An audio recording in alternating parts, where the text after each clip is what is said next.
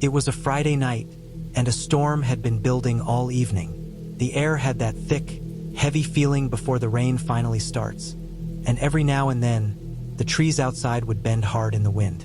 I was home alone that night, which didn't usually bother me, but something about the weather made the house feel different. It was the kind of storm that made everything sound alive.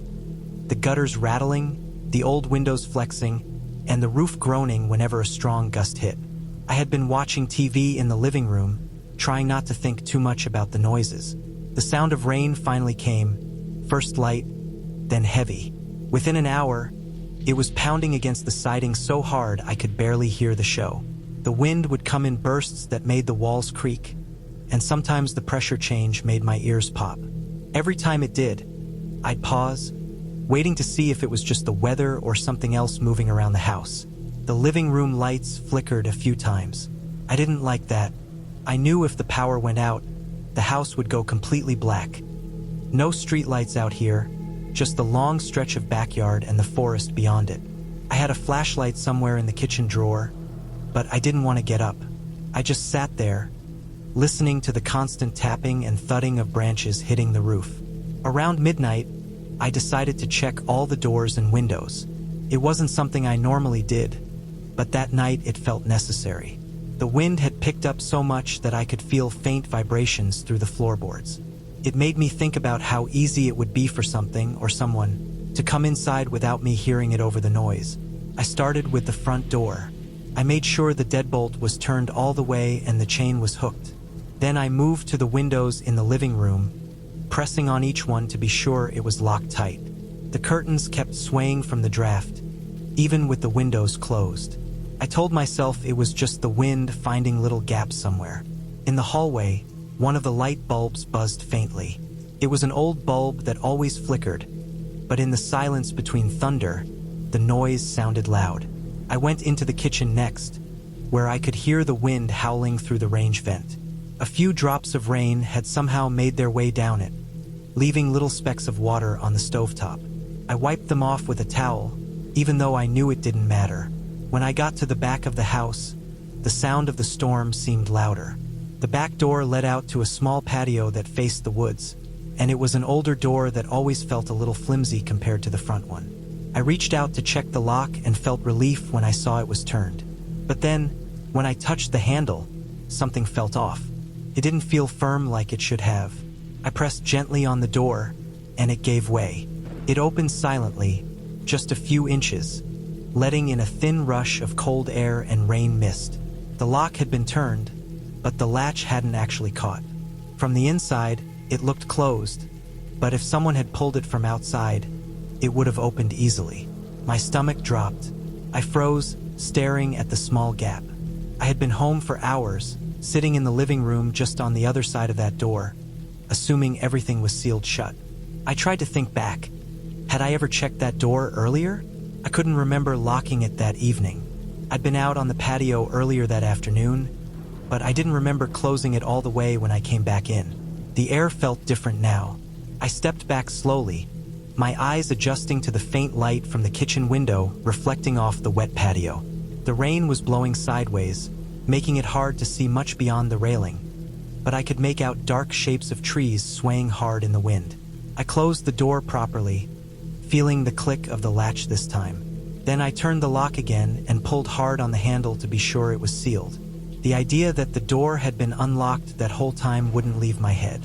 I went through the rest of the house again, faster this time, checking every corner. The hallway closet, the laundry room, behind the shower curtain in the bathroom.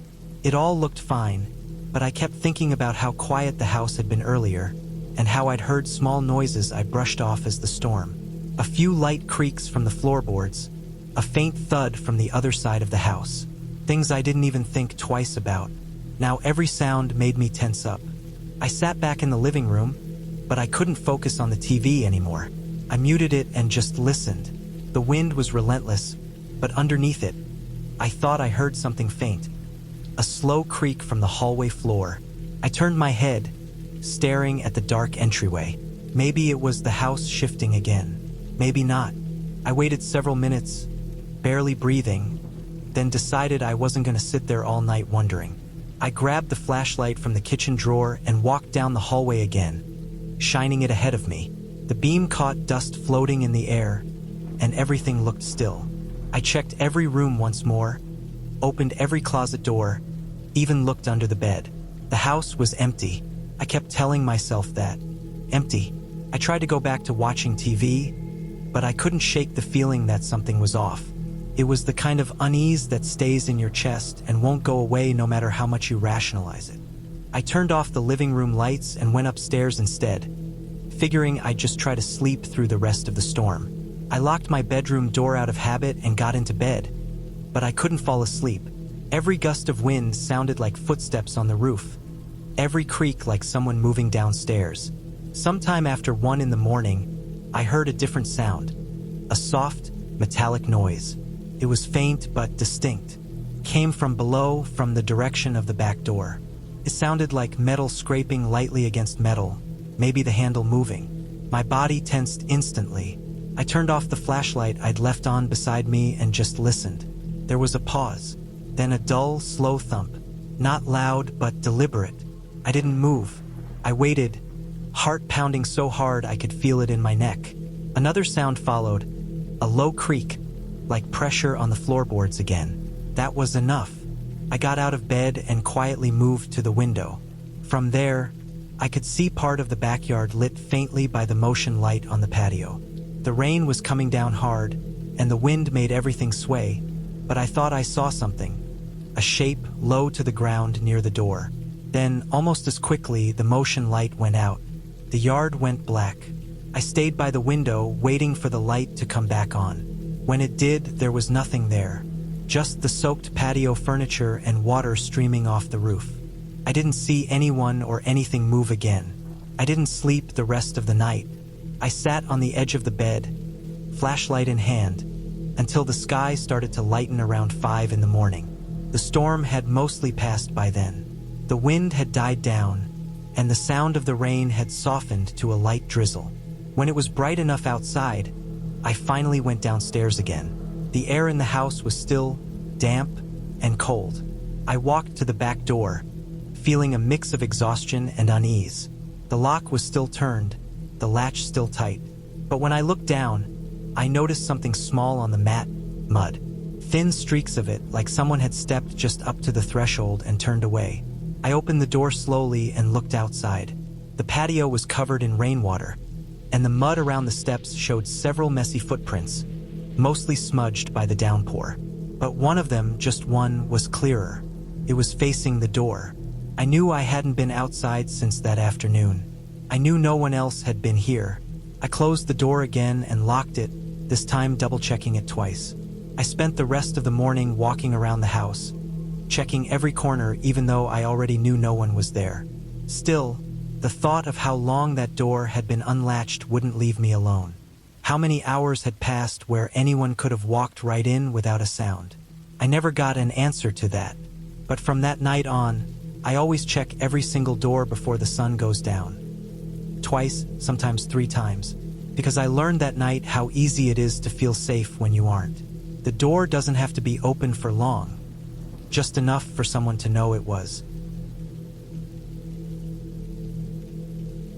It had been a long day, the kind that leaves your body heavy and your mind foggy. I came home later than usual, tired and sticky from the heat, wanting nothing more than a long shower before bed. The sun had already gone down, and the air outside had cooled just enough that the crickets had started up their steady, endless noise. The house was quiet, dimly lit from the few lamps I'd left on earlier. I remember dropping my bag near the door and heading straight to the bathroom without even bothering to turn on the TV or check my phone. My bathroom is small, just a narrow room with a shower tub combo, a toilet, and a single frosted window above the tub that faces the backyard. It's one of those windows that doesn't open all the way, just enough to let some air in. I usually keep it closed, but that night, maybe out of habit or because the air inside felt heavy, I pushed it open slightly. I didn't think twice about it. The backyard was quiet, completely dark except for the faint glow from the motion light near the garage. That light sometimes flickered when moths flew too close, and the wind occasionally set it off too. I remember glancing at it once before I turned on the shower, seeing only the faint outlines of the fence and the thick shadow of the trees beyond. The water came out hot right away, filling the bathroom with steam. The sound of it hitting the tiles drowned everything else out. The faint hum of the fridge in the kitchen, the wind outside, the creaks of the old house. I stood under the spray, letting it run over my shoulders, my back, my face. It felt good to just stand there, to finally be still after a day that felt endless. I was halfway through rinsing my hair when I thought I saw something. It was just a flicker at first, a shadow against the frosted glass. My eyes were full of water and shampoo, so at first I thought I was imagining it. The steam made everything hazy, and the light from the hallway behind me created faint shapes on the window. I blinked, kept rinsing, but something about that faint movement didn't feel like a trick of light. It looked too distinct. I froze. The sound of the water suddenly seemed louder, almost deafening, as if it was trying to cover up something else. I tilted my head slightly, squinting through the blur of steam. The window sat a few feet above the tub, and through the fogged glass, I could see a darker shape, solid, tall, standing close. At first, I tried to tell myself it was nothing. Maybe a tree branch, maybe my own reflection from the light bouncing off the tiles. But then I noticed something that made my stomach tighten. The shape was perfectly still. It didn't sway, didn't shift, didn't blend with the shadows like a moving tree or a trick of light would. It just stood there. My pulse started to pick up. I stayed quiet, barely breathing, afraid that any movement might make whatever it was aware that I'd seen it. The water ran down my back in a steady stream, but I could feel goosebumps rising on my arms. I kept my eyes locked on that window, trying to focus through the fog. The shadow didn't move for several seconds. It was almost like whoever or whatever was standing there was watching, waiting. I slowly turned off the water, the sudden silence making the small sounds outside more noticeable. The house felt impossibly quiet. Then, through that silence, I heard it, the faintest sound of footsteps in the grass. Light, uneven, quick. They moved away from the window. The sound was soft but clear. The wet shuffle of someone stepping carefully, trying not to make noise. The steps grew fainter until they blended with the hum of the night, swallowed by distance. I didn't move for a long time. I just stood there, dripping, staring at the window. The glass looked normal again, pale, fogged, harmless. But I knew what I'd seen. The shadow wasn't some blur of light or movement. It had shape and weight, and it had been right there, close enough to touch the glass. When I finally stepped out of the shower, my hands were shaking. I wrapped myself in a towel and stood in the middle of the bathroom, listening. I didn't hear anything. No footsteps, no voices, no sound of a gate creaking open. The only noise was the soft hiss of the vent fan. I walked over to the window slowly and reached up to close it. The night air that came through felt colder now, sharper. I could smell the damp grass and the faint scent of rain that had fallen earlier. I didn't see anything when I looked out, just darkness and the faint silver outlines of the backyard fence. But I didn't stay there long. I shut the window tight, locked it, and pulled the small curtain across it. I kept the towel wrapped around me and moved through the house, turning on more lights. The living room, the hallway, the kitchen, all bright now, but it didn't make me feel any better. Every reflection in the glass doors and windows made my stomach twist a little. I walked to the back door and checked the lock. It was secure. I double-checked the side door and the one leading to the garage too. Everything was locked. Still, I couldn't shake that image of the shadow standing right outside the window. I thought about looking outside with a flashlight, maybe walking to the edge of the yard to see if there were footprints, but the idea of opening any door made my skin crawl. The backyard felt like another world now. Too quiet, too dark, too exposed. Whoever had been there was gone. But the thought that they'd been that close made me feel sick. I ended up sitting on the couch for a long time, still in the towel, trying to calm down. I left the TV on low for background noise, but every sound in the house felt amplified. The creak of the floor settling, the faint hum of the refrigerator, even the rainwater dripping from the gutters outside. Every few minutes, I'd glance toward the hallway that led to the bathroom, half expecting to see movement again through the glass. I didn't go back in there that night. I just avoided that whole side of the house until morning. When the sun came up, I finally forced myself to look outside. The yard looked normal again. Wet grass, a few branches scattered from the wind, nothing out of place. But when I stepped closer to the window, I noticed something that made my stomach twist all over again. On the outer ledge, faint but visible in the thin layer of dirt that had built up from the rain, were marks, the shape of fingers. 4 of them, smudged downward, like someone had leaned slightly against the sill for balance or pressed their hand there to peer inside.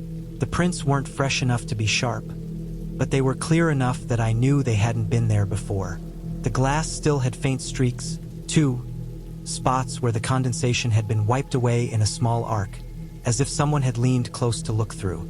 I didn't bother trying to clean it that morning. I just closed the curtain and left it that way. For the next few nights, I couldn't shower without checking that window at least twice. I'd lock it, test it, even pull on it to make sure it wouldn't budge. I started keeping a small stick wedged in the frame for extra security. I'd even look outside before turning the light on, scanning the yard carefully to make sure no one was there. I never saw anyone again, but every time I walked past that bathroom window at night, I'd remember the way the shadow had stood there, perfectly still, not moving, just watching. I knew it wasn't my imagination. I could still hear those faint, retreating footsteps in the grass. I started keeping the backyard motion light on all the time after that. I even added another one facing the far side near the fence.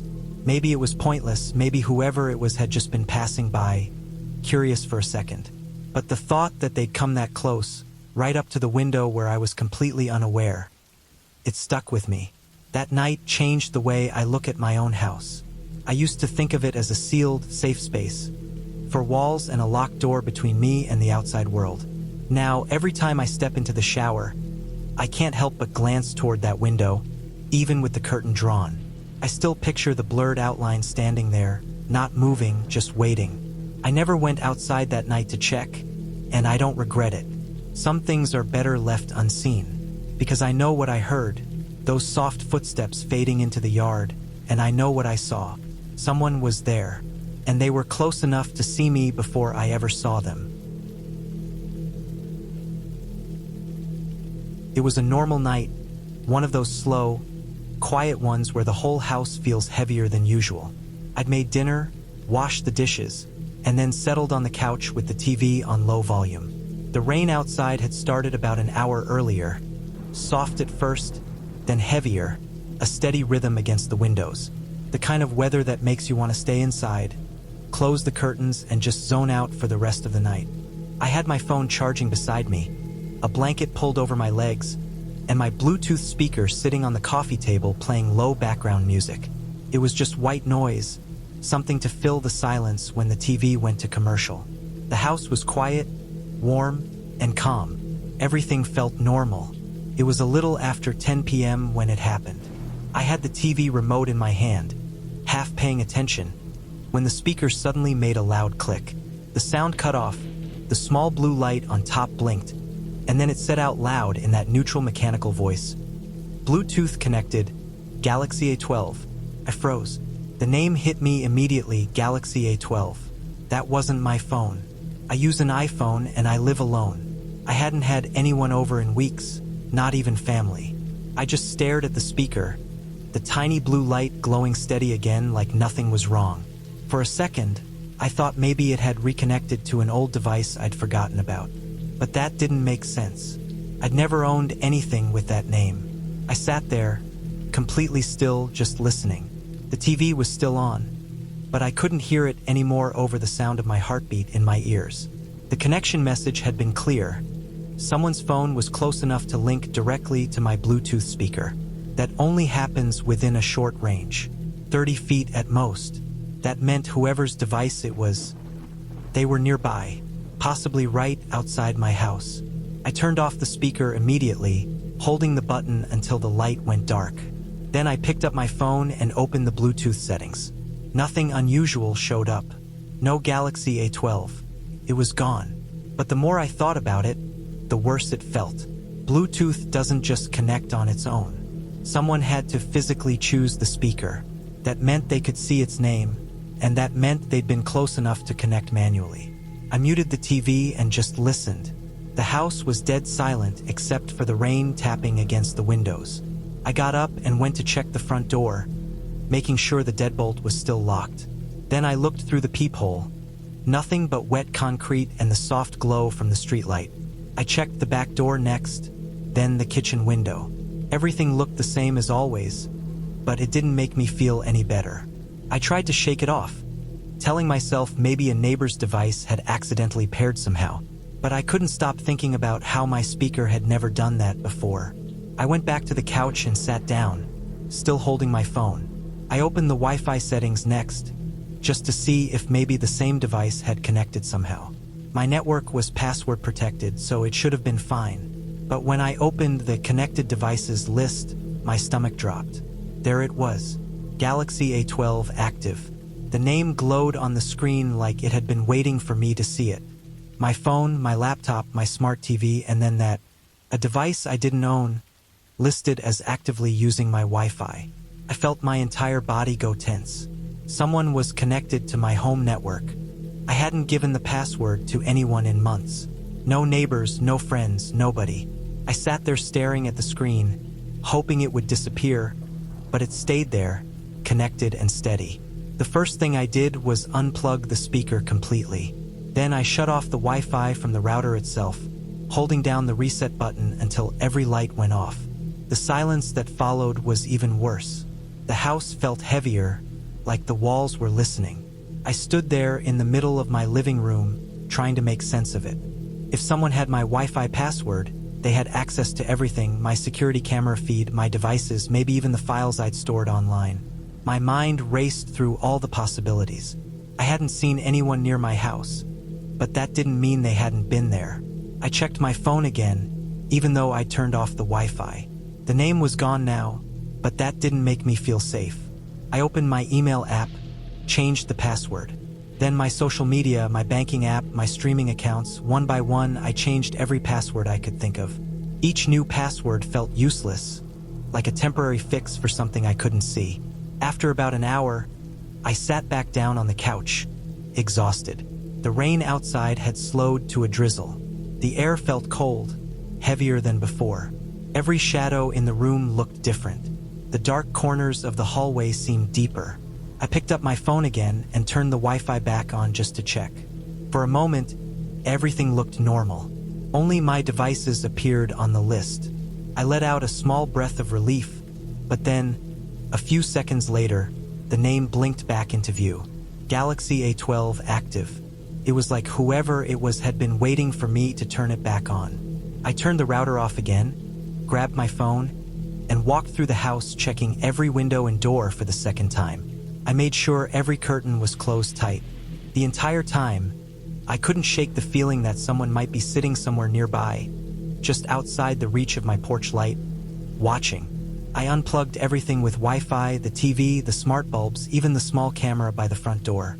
I went room to room doing it, until the only thing left connected was my phone on mobile data. The house was quiet except for the faint ticking of the clock and the wind pushing rain against the siding. I sat down on my bed, phone in hand, and opened the window to check the yard. The rain had stopped completely now, and the air was still. The backyard looked normal, just wet grass reflecting the light from my neighbor's porch. But I couldn't shake the thought that someone could have been out there earlier, close enough to connect to my devices. The Bluetooth range wasn't long. Whoever it was hadn't been across the street or inside another house. They had to have been within a few feet of my walls. Maybe standing right outside the living room window, maybe behind the fence. That thought made my chest tighten. I didn't call anyone that night. I don't even know why. Maybe I didn't want to sound paranoid. Maybe I wanted to believe it was a glitch or something random. But deep down, I knew it wasn't. Devices don't just connect themselves to networks they've never been on. Someone had done it deliberately. Someone close enough to know they could. I ended up staying awake until almost 4 in the morning. I left every light in the house on: kitchen, hallway, bathroom, even the porch. The glow made it a little easier to breathe, though every sound still made me jump. The house creaked, the pipes groaned, and each noise felt like a warning. When the sun finally came up, I was still sitting on the couch, drained and stiff. I turned the Wi-Fi back on one last time to check. The name didn't show up again. Maybe they'd given up. Maybe they'd realized I'd noticed. But that almost made it worse, because it meant they'd been aware, they knew I'd seen them. I called my internet provider later that morning and asked for a full reset on my network. A new router, everything. They walked me through setting up new encryption, new credentials, new passwords. It helped, a little. But even now, whenever I check my device list, I scan it twice.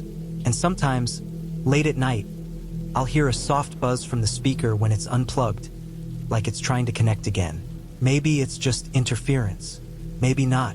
All I know is that ever since that night, I can't sit in my living room without thinking about it.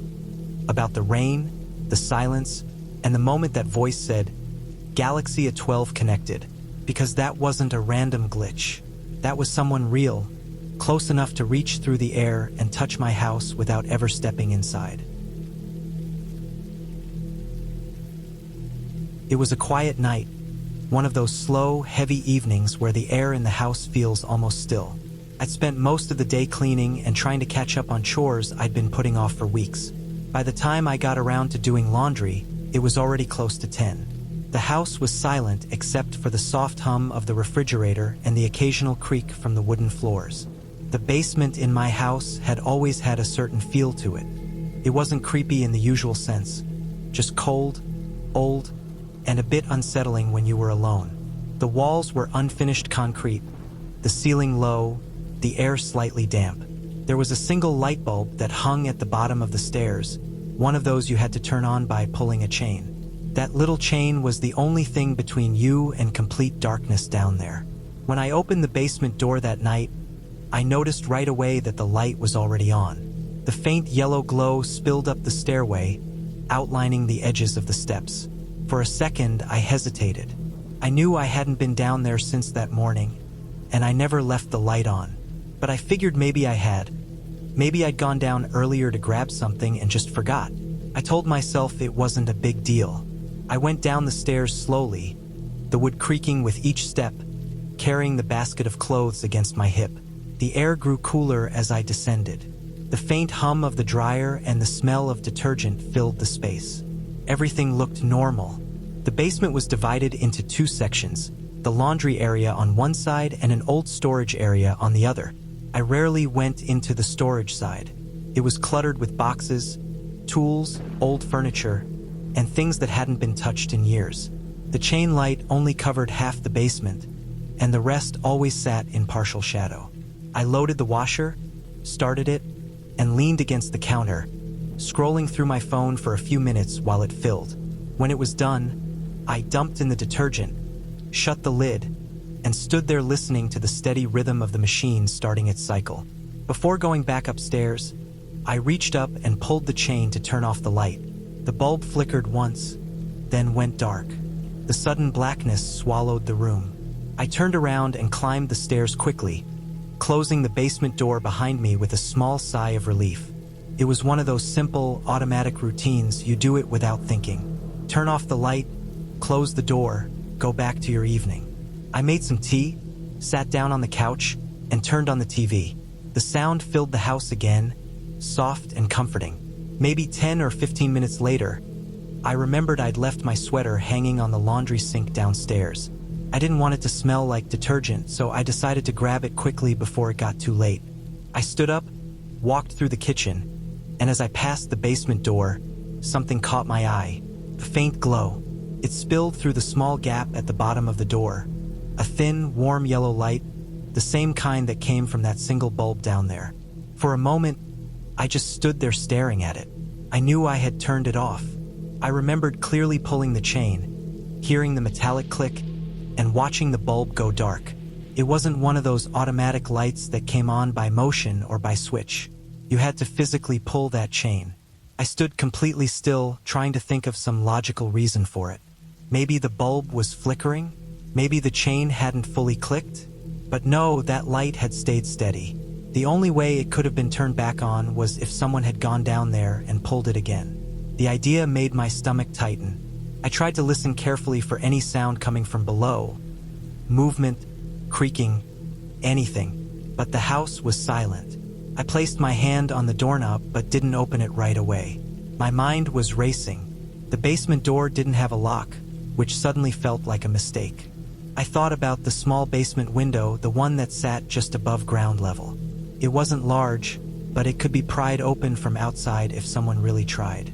I couldn't remember the last time I had checked it. I slowly opened the door a few inches. The light was brighter now, spilling up the stairway. Everything below was still. I listened again, nothing but the steady sound of the washer spinning. For a few seconds, I just stood there, my hand tight on the doorframe. Then I took a deep breath and stepped down onto the first stair. Each step made a low, hollow creak. My heart was pounding so hard I could feel it in my ears. When I reached the bottom, I saw the light hanging there, steady and bright, just like before. I looked around the room. Nothing seemed out of place. The washer was still running, the shelves untouched, the floor clear. I checked the small window on the far wall. It was closed, but the latch was loose. The metal piece that should have been tight against the frame was hanging slightly open. It looked like someone had tried to lift it. That made my stomach drop. I crouched down and looked closer. There were faint smudges on the glass. Not clear enough to make out, but definitely not dust. They looked like the marks from a hand pressing against it. I reached up and pulled the chain again, plunging the basement back into darkness. Then I backed up the stairs quickly, 2 steps at a time, closing the door hard behind me. I locked the back door first, then the front. I went through the house, checking every window. Everything else was shut tight, but that small basement window had definitely been tampered with. I didn't go back downstairs that night.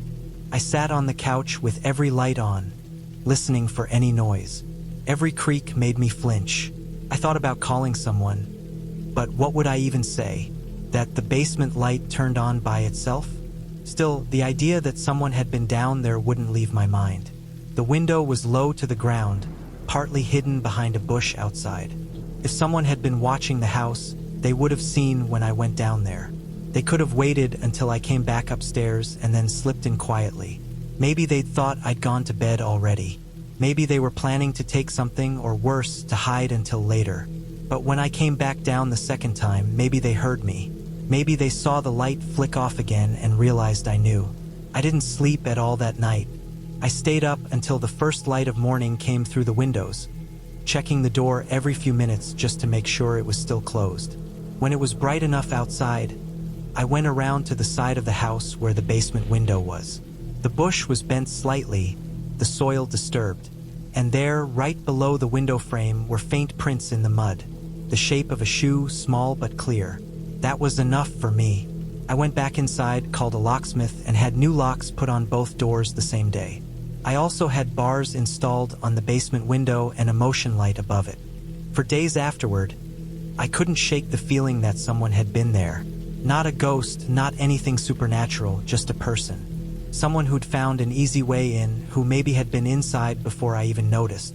Now, every time I go down there, I double-check the light before I leave. I pull the chain, watch it go dark, and stand there for a few seconds longer than I need to, just to make sure. And every night, before bed, I glance at the basement door. I still expect to see that faint yellow glow leaking through the gap at the bottom. It hasn't happened again since.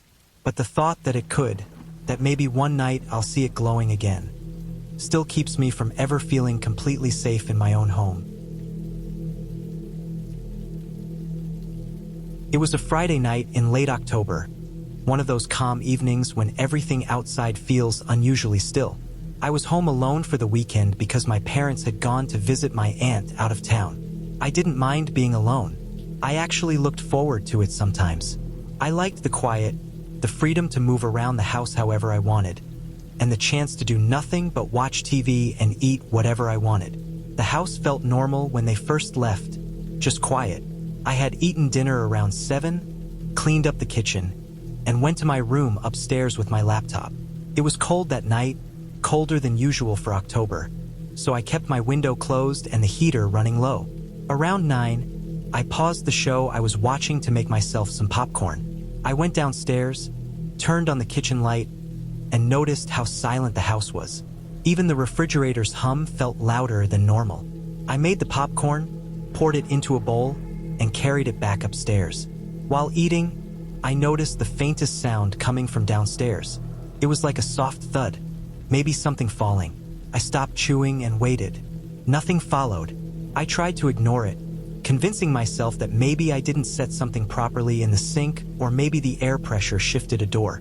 It wasn't anything unusual, I told myself. Houses make noises. After about 30 minutes, I went downstairs again to grab a drink. As soon as I stepped into the kitchen, I noticed the back door light was on. That light only turns on when the motion sensor detects movement. I froze for a second. I didn't hear anyone outside, and the light usually only stayed on for a minute. I looked out through the small window above the sink, but it was dark. The light illuminated only part of the backyard, mostly the patio and a few feet of grass. Beyond that, the yard faded into blackness because the fence blocked most of the light. I stood there, waiting for the light to turn off. Didn't. That meant the sensor still detected movement. I slowly moved closer to the window, trying to look into the darker part of the yard. But all I saw was my own reflection. I turned off the kitchen light to see better outside. But the glare disappeared, and now I could make out the yard more clearly. There was nothing, no person, no animal. Still, the motion light stayed on. I stayed still for a long time before finally stepping back, turning the kitchen light back on, and locking the back door again, even though it was already locked. Then I closed the blinds. I tried to shake off the uneasiness. Maybe it was a raccoon or a cat that walked through the yard. They'd sometimes trigger it. I went back upstairs, but my focus was gone. Every small creak in the house made me pause. I tried to return to my show, but ended up muting it every few minutes to listen.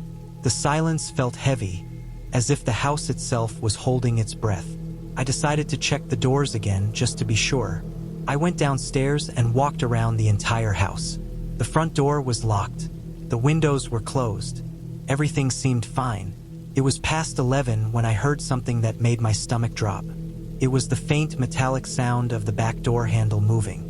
I heard it from upstairs. It was quick, just a short metallic rattle. I froze in my bed, heart pounding. For a long moment, I didn't move.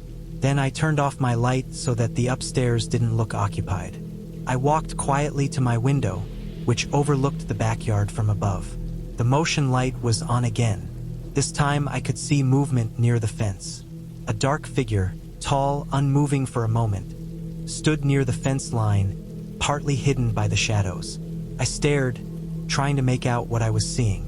It looked like a person, but they were barely visible. I blinked, thinking maybe it was just the way the shadows played across the fence. But then they shifted slightly, just a small turn of the head or shoulder, and I knew it wasn't my imagination. I stepped back from the window as quietly as I could, my chest tightening. My first thought was that someone was trying to break in. I didn't know whether to call someone or just wait it out. I went to grab my phone, and when I looked back out, the figure was gone. The motion light turned off.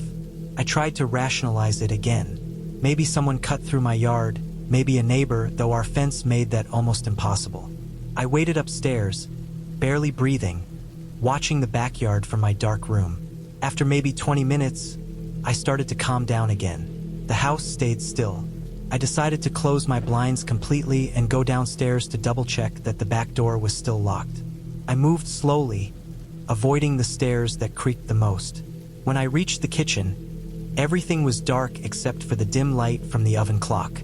I approached the back door quietly, staring at it, half expecting to see the handle move again. Didn't. I leaned in close, checking the lock. It was still set. My hand brushed the handle, and for a split second, I thought I heard movement outside again, like soft footsteps on the grass. I froze, listening. Then something tapped against the door from the outside. A small, dull tap. I jumped back instantly, heart pounding so hard I felt it in my throat. I stared at the door for what felt like forever, my breathing shallow. Then silence again. I didn't go any closer. I backed away slowly until I reached the stairs, then went up quickly but quietly. I locked myself in my room, turned off the lights, and sat on the floor beside my bed. I tried to listen for any more sounds. The house creaked occasionally, but there were no more taps. No door handles. Nothing. Minutes dragged into hours. At some point, I must have fallen asleep sitting up, because when I woke up, pale morning light was filtering through my blinds. My neck hurt from the awkward position, and my phone had slipped onto the floor beside me. The first thing I did was go to the window to look outside. The motion light was off, the yard looked still, but the back gate, one that always stayed shut, was slightly open. I went downstairs carefully. The kitchen felt different in the daylight, less tense, but my stomach twisted when I saw the dirt marks near the back door. There were faint footprints on the concrete outside, leading from the gate toward the house and then back again. Whoever it was had come right up to the door. I opened the blinds and stared outside for a long time. The chair near the fence, which had been pushed up against it for months, was now closer to the center of the yard, like it had been moved recently. Maybe they used it to climb over. The idea that someone had actually been in my yard, watching or trying the handle, made me feel sick. I called my parents first thing, told them what happened, and they told me to call the police. When the police came later that morning, they looked around the yard, took some photos, and said it looked like someone had climbed the fence. The prints weren't clear enough to tell much else. They said maybe it was someone cutting through, maybe a drunk person from the nearby road, but they didn't find anything missing. The officer advised me to get new locks and maybe a security camera. They left soon after. After they were gone, I stood at the back door again, staring at the fence. It hit me that if I hadn't gone downstairs that one last time, I wouldn't have known someone was even there. They might have tried the door again or even gotten in. I realized how easily it could have gone differently. That night, I couldn't sleep at all. Every small noise made me flinch. I kept imagining someone standing behind that fence again, waiting for the motion light to flicker on. For days afterward, I checked the yard every few hours. I bought a small motion camera and pointed it at the back door. Nothing happened again. The nights went back to normal, but the feeling never did.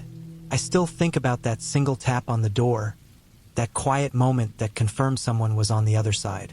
Sometimes when I wake up late at night, I glance out at the backyard and remember how the light stayed on for so long that night, long enough for me to realize that someone had been watching the house for more than just a moment. It wasn't a ghost, and it wasn't a trick of my eyes. It was someone real, standing in the dark, testing a door they thought might open. And even now, years later, I still check every lock twice before I go to bed, because I'll never forget how close that silence felt. How someone could stand only a few feet away in the dark, and you wouldn't know until it was too late.